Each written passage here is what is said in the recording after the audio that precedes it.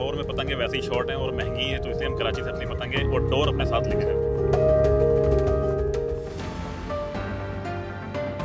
جی لاہور میں کئی سالوں کے بعد بسنت میلہ سج رہا ہے اور 6 فروری سے اس کا آغاز ہو رہا ہے۔ اس کے حوالے سے لاہور میں تو بڑی گہما گہمی تیاریاں کی جا رہی ہیں، مگر کراچی میں بھی اس کے اثرات آنا شروع ہو گئے ہیں۔ کراچی سے خصوصی طور پر لوگ بذریعہ ٹرین جا رہے ہیں اور یہاں سے بھائی زبردست۔ پہلے تو بھائی بتائیں کہ واقعی آپ سب بسنت کے لیے جا رہے ہیں؟ بالکل بالکل سر، بسنت کے لیے جا رہے ہیں کیونکہ ایکسائٹیڈ اتنا ہے۔ کراچی میں تو ایسا کوئی ایونٹ ہوتا ہی نہیں ہے۔ تو آپ لوگوں نے پتنگیں یہاں سے خریدی ہے؟ کیونکہ وہاں تو بھائی سنا ہزاروں میں مل رہی ہیں۔ بھائی لاہور میں پتنگیں ویسے ہی شارٹ ہیں اور مہنگی ہیں، تو اس لیے ہم کراچی سے اپنی پتنگیں اور ڈور اپنے ساتھ لے کے لے کر جا رہے ہیں۔ یہ کام صحیح کیا کیونکہ بھائی اس وقت لاہور میں 1000 روپے کے حساب سے ایک پتنگ مل رہی ہے اور بڑی پتنگیں 10 سے 12,000 روپے، ماشاءاللہ زبردست۔ تو بھائی اچھا ٹور ہے، بکنگ سب ہو گئی آپ لوگوں کی؟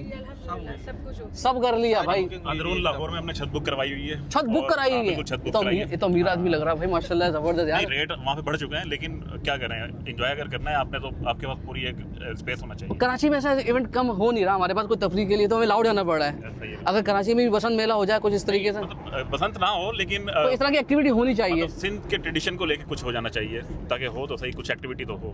تو یہ اچھا مشورہ ہے کہ بھائی دیکھیں یہاں سے مسافر اسپیشلی جا رہے ہیں اور بڑی تعداد ہے جو یہاں سے بسنت منانے کے لیے وہاں جا رہے ہیں اور وہاں جا کے انجوائے کریں گے۔ اس سے دیکھیں ریونیو بھی جمع ہوگا، لاہور کی انتظامیہ کی واہ واہ ہو رہی ہے، تو کراچی میں یا سندھ حکومت کرتی تو ان کی واہ واہ ہوگی، اور لوگ دوسرے ملک سے یعنی یا دوسرے شہروں سے کراچی آئیں گے تو ریونیو بڑھے گا اور اس میں ہمیں فائدہ ہوگا۔ تو آپ کو اپڈیٹ کرتے رہیں گے، دیکھتے رہے اردو ورلڈ۔